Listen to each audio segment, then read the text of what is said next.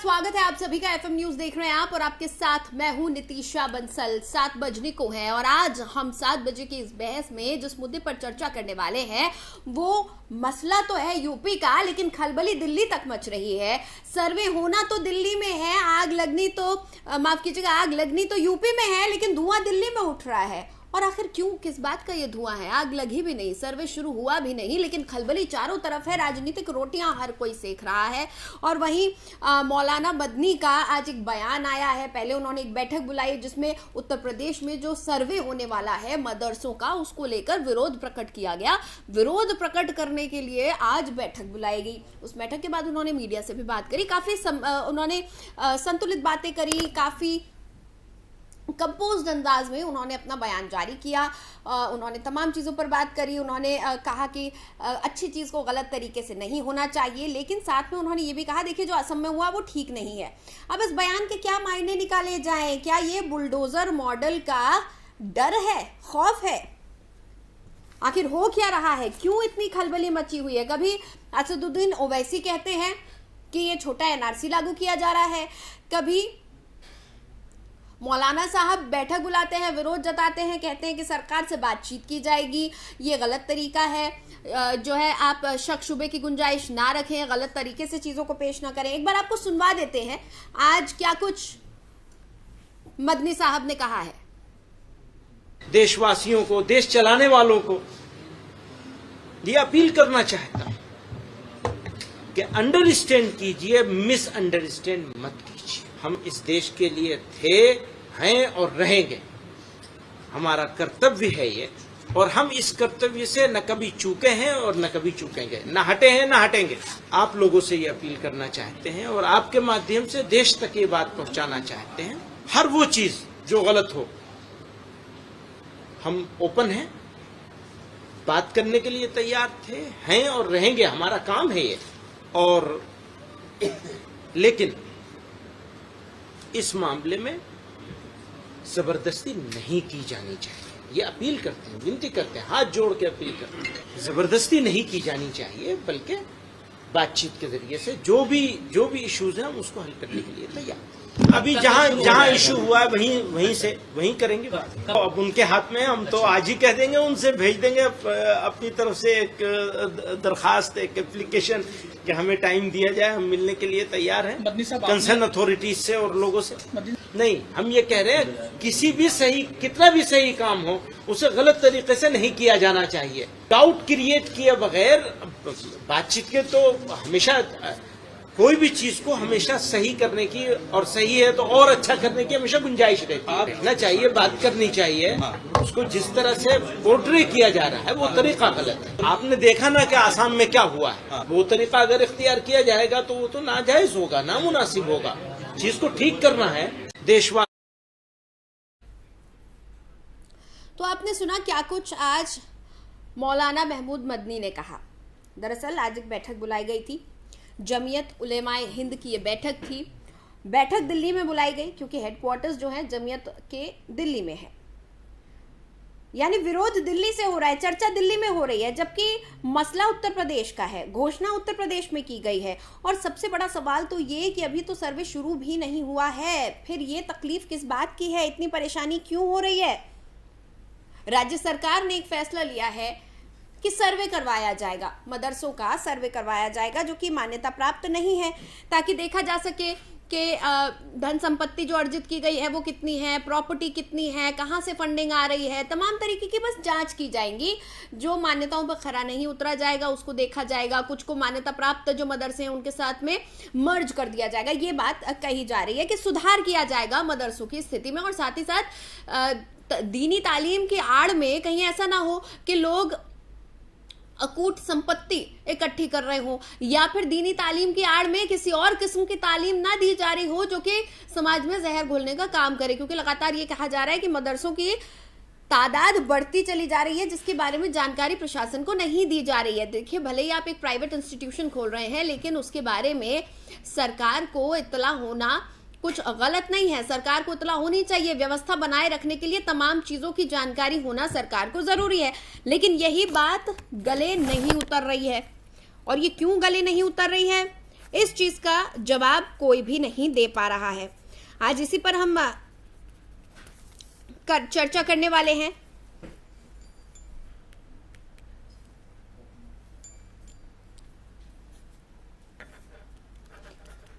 और इस पर कुछ खास मेहमान भी मेरे साथ जुड़ चुके हैं।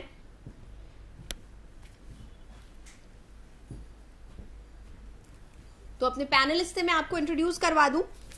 इस वक्त मेरे साथ साध्वी प्रज्ञा भारती जुड़ी हुई हैं।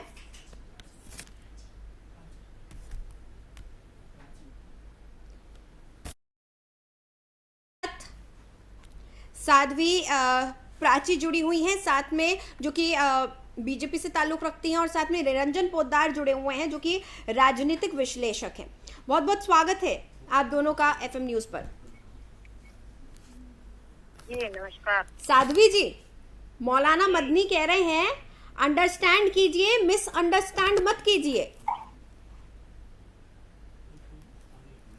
मदनी की भाषा सदैव मैं समझती हूँ कि देश के जो राष्ट्र हित में कार्य होते हैं उनके खिलाफ होती है। मदनी हर कार्य का विरोध करेंगे। योगी जी कोई भी काम करें जी। तो मदनी को विरोध करना। मदनी जैसे कितने मौलाना, ये तो एक मौलाना निकल के आए हैं जी। कितने मौलाना है, विरोध करेंगे भाई। अवैध धंधों का कारोबार उत्तर प्रदेश में नहीं चलेगा। मदनी जी तक भी ये मैसेज पहुंचा दीजिए, आपके चैनल पर बोल रही हूँ जी। ये अवैध मदरसे चलाते हैं, फिर उनमें लव जिहाद फैलाते हैं। शुक्रवार को किसने कहा है छुट्टी करने के लिए? क्यों छुट्टी करते हैं भाई? रविवार में क्यों खोल रहे हो? अलग संविधान, अलग कानून, अलग देश है क्या इनका? हिंदुस्तान है ये, 2022 का हिंदुस्तान है। नहीं, लेकिन मौलाना मदनी तो कह रहे हैं कि सही चीज को गलत तरीके से ना किया जाए। आप डाउट मत फैलाइए, जो असम में हुआ वो ठीक नहीं है। डाउट क्या फैला रहे हैं? इसमें डाउट क्या है जी? इसमें डाउट क्या है मदनी बताए। आसाम में जो हुआ वो ठीक हुआ, यूपी में भी जो योगी जी कर रहे हैं वो बिल्कुल ठीक कर रहे हैं, और जो आगे करेंगे हमें विश्वास है वो भी ठीक करेंगे, क्योंकि राष्ट्र हित उनके लिए सर्वोपरि है। ठीक है निरंजन जी, समझ ये नहीं आ रहा है, सवाल मेरा ये है कि मसला उत्तर प्रदेश का है, घोषणा उत्तर प्रदेश में की गई है, सर्वे उत्तर प्रदेश में किया जाना है, और अभी भी नहीं, अक्टूबर 5 तारीख से सर्वे शुरू होना है। धुआं पहले ही उठ रहा, आग तो लगी नहीं है, धुआं पहले ही उठने लगा है। कभी असदुद्दीन ओवैसी का बयान आता है, कभी मौलाना मदनी साहब का बयान आता है। वो तो कह रहे हैं कि सरकार से बात करेंगे, सही चीज को गलत तरीके से ना करें। हो क्या रहा है? मसला तो उत्तर प्रदेश का है, सरकार ने एक फैसला लिया है, एक निरीक्षण की बात है बस। देखिए नीतीशा जी, ये केवल एक निरीक्षण की बात नहीं है या कोई इंस्ट्रक्शन की बात। वास्तविकता कहाँ है, मैं थोड़ा सा ऊपर आपका ध्यान आकृष्ट करना चाहता हूँ। वास्तविकता ये है नीतीशा जी, 2014 से पहले इस देश के अंदर कुछ लोगों की दादागिरी चलती थी, या यूं कहें कि एक वर्ग की दादागिरी चलती थी, और एक वर्ग के नाम पे, धर्मों के नाम पे, हाँ। बदमाशी के नाम पे देश जल जाएगा, इस नाम के ऊपर देश को डराया जाता था। हाँ। पूरे सिस्टम को और पूरे राजनीतिक तंत्र को गिरवी रखा हुआ था। और जो हमारे यहाँ हमारे देश की एक जो राजनीतिक एक डिस्कोर्स कहे या राजनीतिक एक परिकल्पना कहे, वो ऐसी बन गई थी कि जो आदमी वहाँ पे साष्टांग करेगा, हाँ। मतलब इन लोगों के आगे जो आदमी जाकर के दंडवत करेगा, वही आदमी सत्ता में रह सकता है और वही आदमी इस देश के ऊपर शासन कर सकता है। तो ऐसा एक डिस्कोर्स बन चुका था। हाँ। लेकिन 2014 के बाद में जिस तरीके से इस देश का बहुसंख्यक समाज जागृत हुआ है नीतीशा, और उसके बाद में उत्तरोत्तर जब यहाँ पे सरकारें बदल रही है, और इस समय जो स्वदेशी और राष्ट्रवादी सरकारें जब यहाँ सत्ता में आ रही है, और जब वो ये सबका साथ, सबका विकास, सबका विश्वास, none to appeasement, development to all, जब वो इस सिद्धांत पे काम कर रही है, चाहे वो उत्तर प्रदेश की सरकार हो, चाहे आसाम की सरकार हो, चाहे केंद्र सरकार ठीक है, यानी आप कह रहे हैं कि जो सर्वे करवाया जाना है उसमें कुछ गलत नहीं है, और असम में भी जो बुलडोजर चलाए गए 3 मदरसों पर उसमें कुछ गलत नहीं था। बिल्कुल ठीक है बात। ठीक है नीतीश जी 10 सेकंड जी। हाँ, तो मैं ये कह रहा था, तो अब क्या है कि वो पुरानी आदत जाती सी जाएगी ना नीतीश जी, तो इसलिए ये जो एक वर्ग के अपने आप को ठेकेदारी करते थे, जो उनको अपना एक समझ लीजिए इन्होंने अपना एक दहेज में आया हुआ वोट बैंक मानते थे, और उनके नाम पे जिस तरीके से डराया जाता था। चाहे आप कश्मीर को देख लीजिए नीतीश जी, एक बार क्या कहा जाता था कि अगर 370 पे हाथ लगाओगे तो कश्मीर के अंदर कोई तिरंगा उठाने वाला नहीं मिलेगा। क्या हुआ इस बार? लाल चौक पर तिरंगा फहराया गया है और बहुत जोश खरोश के साथ कश्मीर में 15 अगस्त का जश्न मनाया गया था। ठीक है, पोदार साहब मैं दोबारा आऊंगी आपके पास, दोबारा आऊंगी सर आपके पास। जीनत अंसारी जी, एक बार आप मुझे बताएं, मैं कुछ समझ नहीं पाई। उन्होंने कहा, मदनी साहब ने कहा अंडरस्टैंड करें, मिसअंडरस्टैंड नहीं करें। किस ओर संकेत दे रहे थे वो? कौन मिसअंडरस्टैंड कर रहा है और क्या मिसअंडरस्टैंडिंग हो रही है?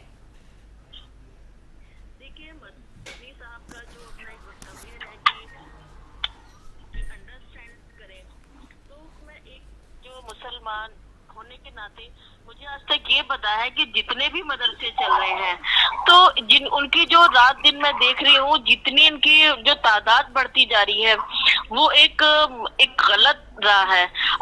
अगर मेरे हिसाब से ये है कि अगर जो एक लिमिटेड मदरसे होंगे और सरकार की गाइडलाइन में बने हुए जो मदरसे होंगे, तो वहाँ पे बच्चों के लिए अच्छी एजुकेशन होगी।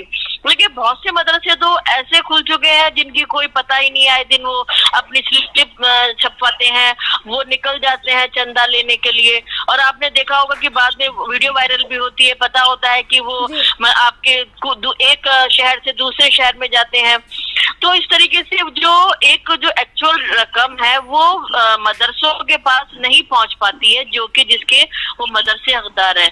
तो इससे ये जो सरकार जो फैसला लेने जा रही है, तो उससे तो कम से कम जब मदरसों पे अगर लगाम कसी जाएगी, तो जितने रजिस्टर्ड मदरसे हैं तो वो उसके अंदर तो मुसलमानों को फायदा है। मुझे नहीं लगता इसके अंदर किसी को इतना ज्यादा परेशानी होनी चाहिए, तो इसके अंदर की घबराने वाली तो कोई बात नहीं है जी, कोई गलत स्टेप नहीं लगता है मुझे। लेकिन आपको ये जितना मुसलमान, जितना ये परिवार सब कुछ सह रहा है कि आए दिन कोई ना कोई मदरसे वाला चंदा काटने के लिए खड़ा हो जाता है, तो आखिरकार वो पैसा जाता कहाँ है? लेकिन ये चीज देखिए कि हालत ये हो चुकी है कि वो 60 और 40 का रेशो चलता है कि 40% वो रखते हैं और 60% जाता है मदरसे में। फिर उसके बाद जो 60% गया है वो इधर उधर चला जाता है, तो मदरसे का तो कुछ भला ही नहीं हो पाता है। और जब वो सरकार के हाथ में सारा जाएगा, तो वो वहां से उनकी जो सैलरी है वो भी तय होगी, जो उनकी स्लिप होगा उसका भी ब्यौरा होगा। तो जो भी काम है वो सब इतना फेयर होगा, तो जो इसके लिए तो मदरसों का फायदा है। मुझे नहीं लगता है कि इसके अंदर कोई बौखलाने की या घबराने वाली बात है। जो कोई अगर सही फैसला हो रहा है उससे पहले ही पता नहीं, मुझे समझ में नहीं आता है कि आखिरकार सब इतना ये बबाल क्यों होने लगता है, खासकर जब मुसलमानों का कोई नहीं है, सर्वे शुरू भी नहीं हुआ है। सर्वे रिपोर्ट में क्या सामने आएगा वो तो और बात की बात है। साध्वी प्राची जी, लगातार हो हल्ला मचाया जा रहा है, सर्वे होना है, एनआरसी लागू करने वाले हैं, छोटा एनआरसी है और न जाने क्या क्या, जबकि हकीकत यह है कि आज भी कश्मीर में एक मौलाना पकड़ा गया है जो कि मदरसे में पढ़ाई करवाता था, और साफ ये उसने कबूला है कि वो माइंड वॉश करता था, ब्रेन वॉश करता था यहाँ पर स्टूडेंट्स के। इसके बावजूद लोग चाहते हैं कि जांच ना की जाए।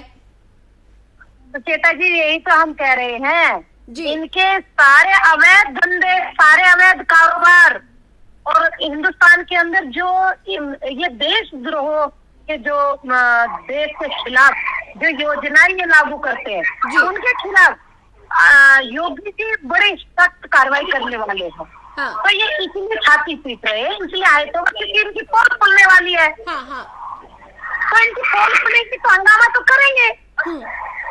जैसे सोनिया गांधी को ईडी ने बुलाया, तुरंत हंगामा, सारी कांग्रेस इकट्ठी, तो इनका भी यही उसूल है कि पहले से पहले हंगामा करो, पहले से पहले नौटंकी करो, चाहे वो हैदराबाद वाला बोले या फिर देवबंद वाला बोले, इनको तो कुछ ना कुछ प्रोपगेंडा चाहिए ना। ठीक। पोदार साहब, आप तो एक राजनीतिक विश्लेषक हैं, आप तो विश्लेषक हैं, एनालिस्ट हैं, आप एनालाइज करते हैं सिचुएशन को, आप ना पक्ष में है ना विपक्ष में।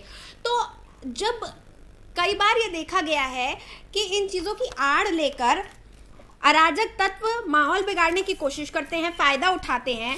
तो फिर लोगों को क्यों नहीं ये समझ में आता कि देश हित में, राष्ट्र हित में काम करें। प्रदेश सरकार या केंद्र सरकार अगर कोई फैसला ले रही है, कोई घोषणा कर रही है, कोई सर्वे करवाना चाहती है, कोई नया कानून लाना चाहती है, तो वो क्यों ना दिया जाए।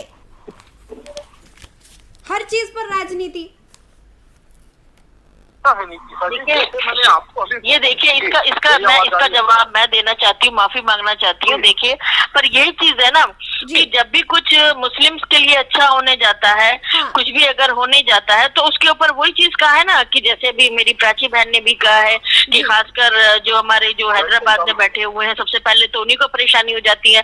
पर मैं पूछना चाहती हूँ कि आखिरकार उन्होंने मुस्लिम महिलाओं के लिए जो मतलब कि जो हमारे कुरान शरीफ में, जो हमारी हदीस में जो मुस्लिम महिलाओं के लिए जो लॉ है, जो कानून है, आखिरकार उन्होंने आज तक क्यों नहीं बताया? क्यों मतलब कोई महिला, ऐसा कोई ऐसी महिलाएं है जो मतलब कि जो ये बताए कि मैंने यहाँ से ये शिक्षा लेकर के आज मैं IAS ऑफिसर बनी हूँ, या मैं मदरसों से मुझे यहाँ से ये सहयोग मिला है। तो ये चीज होनी चाहिए थी महिलाओं के लिए, पर वो नहीं करते हैं। पर हाँ, जब भी कुछ ऐसा होता है, अगर छानबीन हो रही है और आपको कोई डर नहीं है तो होने दो ना चीज की। ये सिर्फ ये मुस्लिम, ये जो जितने भी परेशानियां होती है कि आए दिन कोई ना कोई आदमी आगे खड़ा हो जाता है कि भाई स्लिप कटवानी है फला मदरसे में, वहाँ पे इतने बच्चे पढ़ते हैं, इतना ये होता है, तो सरकार को लेने दो ना टेंशन। आप टेंशन फ्री हो जाओ, उसके अंदर कि छोटा NRC, बड़ा NRC क्या होता है। बट ठीक है, आप मेरी NRC के, आप मेरी सब कागजात की छानबीन करवाइए, मुझे कोई डर नहीं है, मेरे सारे कागज सही है। तो फिर डर किस बात का है? बिल्कुल। अब आदमी इसके अंदर ये आरोप प्रत्यारोप कर देता है कि ये बीजेपी से जुड़ी हुई है, बीजेपी के माइंड की। तो ये इसके अंदर लोग बागों को दरअसल ये कि मुस्लिम समुदाय जो है वो अभी भी अनएजुकेटेड है। उसको जो मतलब कि समझ ही नहीं आ पाती है कि हम लोगों के लिए क्या अच्छा है, क्या बुरा है। और उन्होंने अपना जो स्टेटमेंट जारी कर दिया, वो उसी के ऊपर उतर जाते हैं। तो गलती उन भोले भाले मुसलमानों की नहीं है, गलती जो है जो ये लोग बैठे हुए हैं हैदराबाद में, जैसे बड़े ये जो अपने आप को मुस्लिम के रहनुमा बताते हैं, तो असल में ये मुस्लिम के रहनुमा है ही नहीं है। हम लोगों को तो सबको कोशिश ये करनी चाहिए कि मेरी बहन, बच्चियां, बेटे सब कुछ अच्छी एजुकेशन ले और राष्ट्र हित में, देश हित में काम करे, ना कि ये चीज है कि पैसा जो हम लोगों का पैसा है वो किसी और काम में जाता है। एक और मेहमान मेरे साथ जुड़ गए, MM अंसारी साहब मेरे साथ जुड़े हुए हैं, मुस्लिम स्कॉलर हैं। जी, स्वागत है आपका अंसारी सर। सर, एक बात बताइए, ये जो बयानबाजियां हो रही है ना सर्वे को लेकर, जो सर्वे अभी शुरू भी नहीं हुआ है, आप इसको किस तरह से देखते हैं? ये जो बयानबाजियां हैं, ये मुसलमानों के रहनुमा है या फिर उनके दुश्मन बन रहे हैं? देखिए, न रहनुमा और न दुश्मन की दोनों बात नहीं है। पूर्व वक्ता को भी मैं सहमत नहीं हूँ कि उन्होंने ये कहा कि मुसलमान पूरा अनएजुकेटेड है। बहुत हमने साइंस में भी दिया है, और जहाँ मदरसों की बात आई है तो वहाँ मुंशी प्रेमचंद जी से लेकर APJ कलाम साहब तक सबने मदरसे से शिक्षा पाई है। अब रही बात सर्वे की, तो 2014 के बाद इतने सर्वे क्यों, ये समझ से परे है। राइट ऑफ एजुकेशन के तहत एजुकेशन सर जब अब्दुल कलाम का सुनिए, मेरी अब्दुल कलाम का आप एग्जांपल दे रहे हैं, तो वो देखिए उन्होंने कभी किसी ऐसी बात पे हाँ उल्ला नहीं किया है। वो एक देश को एक मिसाइल मैन के नाम से सैल्यूट करती हूँ, मैं सबको नहीं कह रही हूँ, पर ये है कि ज्यादातर ये 70% आपने तो ये कह दिया। बिल्कुल तो आप लोग बिल्कुल बरगलाते हैं। बिल्कुल आप लोग जो है बिल्कुल अगर एजुकेटेड है तो आप समझाइए, अगर एजुकेटेड है तो आप समझाइए ना, आप अगर एजुकेटेड है तो आप समझाइए ना। उन भोले भाले इंसानों को क्यों आप सड़कों पे उतार देते हैं? आप अपने घर में हिफाजत से बैठ जाते हैं। उनके ऊपर जो धाराएं लगती है गरीब मुसलमानों पे लगती है, लेकिन जो धाराएं लगती है उन्हें प्रोवोक करने से और ऐसे कहने से नहीं चलेगा, बीच में रनिंग कमेंट्री कहने से। 2014 के बाद आपको इतने सर्वे की क्या जरूरत पड़ गई? आप और कॉलेजेस और स्कूल इतने बोर्ड के हर गलियों में घूमे, उनका आपने सर्वे किया, और सर्वे से कौन इंकार कर रहा है आपका? आप बगैर सर्वे करे लंबित होते हैं, नहीं, और हैदराबाद वाला कर रहा है, देते हैं के अंदर 3 मदरसा गिरा देते हैं। कौन सा सर्वे था आपका? वो कौन से सर्वे रिपोर्ट में क्या आ गया आपके? सर अच्छा किसी के पास संपत्ति अगर गैर कानूनी तरीके से संपत्ति अर्जित की गई हो या फिर कहीं पर अतिक्रमण किया गया हो तो क्या किया जाए? आप ये डिबेट में स्टूडियो में बैठ के और 2-4 वक्ताओं के साथ आप बैठ के ये तय कर देंगी कि क्या? मैंने आपसे सवाल किया है सर, अगर ऐसा हो तो क्या किया जाए?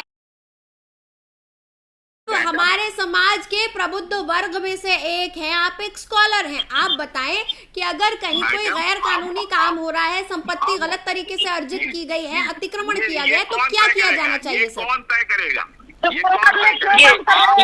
जो रहनुमा बने बैठे हुए हैं ना, ये जो बड़ी बड़ी प्रॉपर्टियों पे कब्जा करे बैठे हैं ना, रहनुमा बने बैठे हुए हैं ना, इनको गरीब बच्चों के कभी सर मेरी से आपसे चैनल के माध्यम से रिक्वेस्ट है, उनके घरों में झांक के देखिए, जिनके घर में चूल्हा भी नहीं जलता है, आप उनके घर में जाकर करके देखिए। नहीं वो पैसा कहाँ जाता है? वो पैसा कहाँ जाता है? क्या बताइए क्या कर रहा है? आप ये बताइए ना, आप ये बताइए। पहले पैदा करिए, पहले सुनने की ताकत पैदा बिल्कुल सुनने के बाद तभी आपको रिप्लाई कर रही हूँ, सुनने के बाद तभी रिप्लाई कर रही हूँ। सच्चाई को सुनिए। आप न संविधान से ऊपर हैं, न हम संविधान से ऊपर हैं, और भारतीय संविधान जो कहेगा उसके अनुसार किसी राजनीतिक पार्टी के संविधान के हिसाब संविधान है क्या?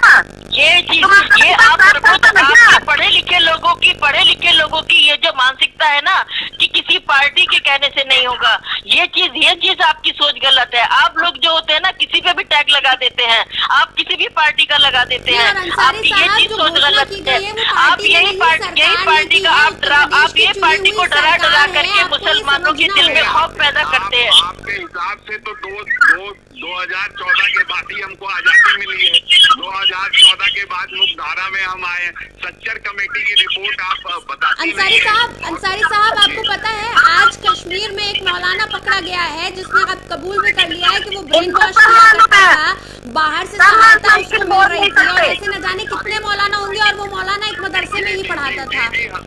ऐसे मामला को कैसे खुलासा इनका किया जाए? अगर सर्वे नहीं होगा, उनके बारे में जानकारी नहीं होगी तो? कर्नल पुरोहित को भी मैं नहीं भूला, साध्वी प्रज्ञा को भी मैं नहीं भूला, और अभी जो 7 लोग आसाम में सरकार ने जिनको रिहा कर दिया रेप के अंदर, आप महिला होकर महिला की बात नहीं कर रही। बड़ी शर्म की बात है ये कि महिला हितों की अनदेखी कर रही है आप। उसके ऊपर तुम्हारी जबान खुली है? अरे झारखंड में गीता को मारा गया है, लड़के हाथ कराते हो तुम बैठ करके मदरसों में, और लड़कियों को मराते हो। नहीं मरी तुम्हें चैनल पे बैठ करके? पूरा समाज शर्मिंदा है, आप उस पर नहीं बात कर रही है। महिला समाज शर्मिंदा है। अरे तुम खुद करो, लड़के करते हो भाई, लड़के हाथ फैला करके लड़कियों को करते हो, लड़कियों के साथ दुष्कर्म करते हो, लड़कियों को मरवाते हो। अंसारी साहब आपको महिलाएं नहीं दिखती, आपका एक वर्ग एक समूह नजर आता है, और महिलाएं भी उसी समूह की नजर आती हैं, अधिकार भी उसी समूह के नजर आते हैं। उसको मार दिया, बानों पे डिबेट रखा। सर आप एक प्रबुद्ध वर्ग से संबंध रखते हैं। मैंने अपनी स्क्रीन पर ना आपके नाम के आगे स्कॉलर लिखा है सर। स्कॉलर का मतलब समझते हैं ना, कम से कम लोग सुन रहे हैं उनको फायदा हो। आपके लिखने से मेरी विद्वता कोई छीन नहीं सकता, और आप नहीं लिखेंगी तब भी मेरी विद्वता कोई छीन नहीं सकता। इल्म जो है, इल्म कोई छीन नहीं सकता। इल्म जो है वो बहुत बड़ी चीज है। भी उस चीज का होना चाहिए, धन्यवाद भी ऐसा कीजिए आप मुझ पर सवाल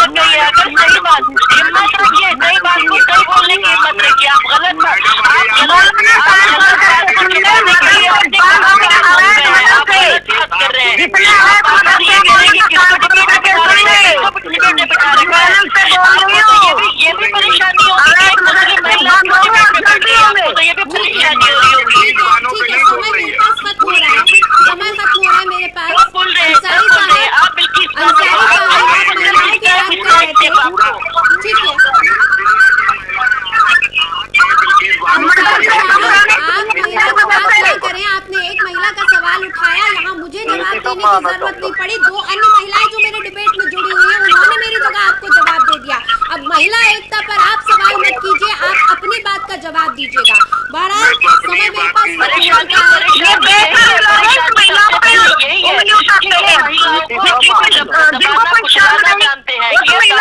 दबाना चाहती है, पर मेरे भाई अब महिला इतनी कमजोर नहीं रही है। आप महिलाओं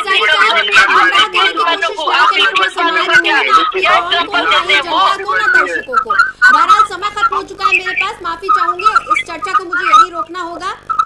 धन्यवाद साहब, जीनत अंसारी मैम और साध्वी जी, साथ में पोद्दार जी, बहुत बहुत शुक्रिया आप चारों का इस डिबेट में हमारे साथ शामिल हुए। ऐसे लोगों को मत बुलाएगा डिबेट में, नहीं जा रहा है। तो सर्वे 5 अक्टूबर से शुरू होना है, लेकिन सर्वे को लेकर पहले से ही राजनीतिक बयानबाजियां तेज हो गई हैं। तमाम धर्मगुरु भी अब इस चर्चा में उतर आए हैं कि ये सर्वे किया जाना चाहिए या नहीं। यहाँ तक कि ये भी कह दिया गया है कि डाउट पैदा करने की कोशिश ना करें, डाउट की मंशा के साथ काम ना करें। जो असम में हुआ वो गलत था, यानी अब दूसरे तमाम प्रदेशों में तमाम सरकारों द्वारा क्या किया जा रहा है वो भी हमारे धार्मिक गुरु तय करेंगे। वो बताएंगे कि सरकारों को किस तरह से चलना है, किस तरह से काम करना है। कहीं पर भी अराजकता अगर होती है तो उसकी जिम्मेदारी कौन लेगा, इस सवाल का जवाब भी इन्हीं धर्म गुरुओं को दे देना चाहिए मेरे ख्याल से। बहरहाल इस खास पेशकश में फिलहाल इतना ही। खबरों के लिए आप देखते रहिए FM न्यूज।